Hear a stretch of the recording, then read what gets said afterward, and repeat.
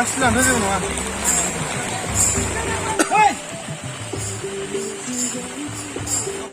खुलुमबाय आंनि मदाराम अफिसियेल नायगिरिफोरनिसिम गासैनिसिमबो आंनि अननाय आरो सिबिनायखौ जासिहरग्रोबाय।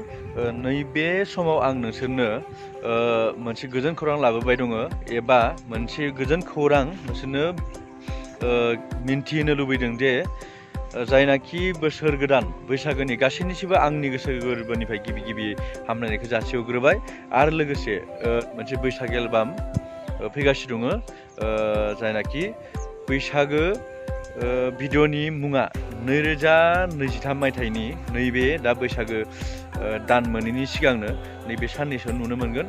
नोंथांमोना नाय आं मोननैसो शुटिं देखायनो नागिरदों जायनाखि बे बैसागोनि मुङा जादों बैसागो भिडिअनि मुङा जादों 30 बोसोर। बे बैसागो भिडिअखौ जोंहा डिरेक्सन होदो जायनाखि गासैजोंबो मिन्थिजानाय एबा मुंदांखा एक्टरबो डिरेक्सनबो होग्रा जायनाखि आरो कमेडियानबो लायो जायनाखि गासैयावबो बिथिङाव मोनसे आखा फाखा जायनाखि जायखौ जोङो मैथा होनोबा रावबो मिन्थियै गैया। मैथा बर' एबा प्रबिन बर'नि डिरेक्सनाव नैबेनो शुटिंआ नोंथांमोना नायग्रोना लादो।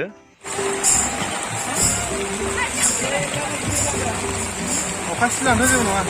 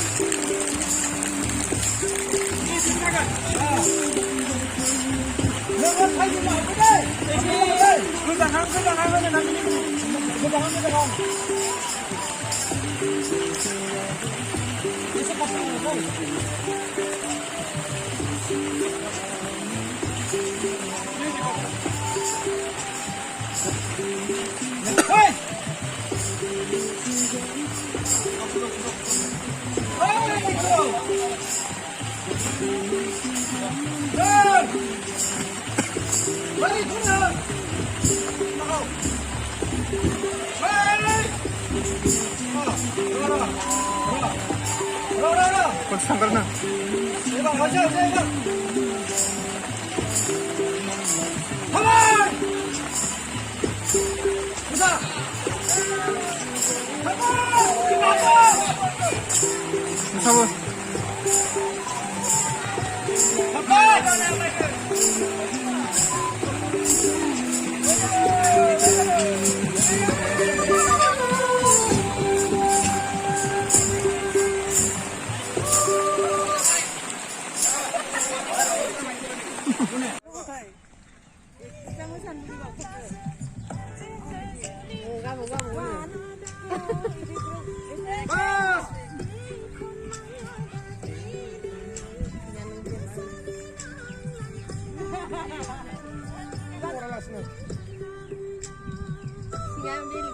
harus tanganku misalnya harus ada. Itu udah kalau nggak ada nangis.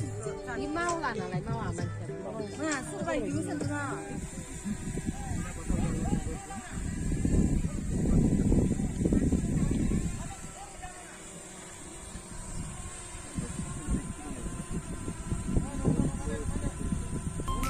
Benemen, situnaki tapi ini genang बैसागो भिडिअ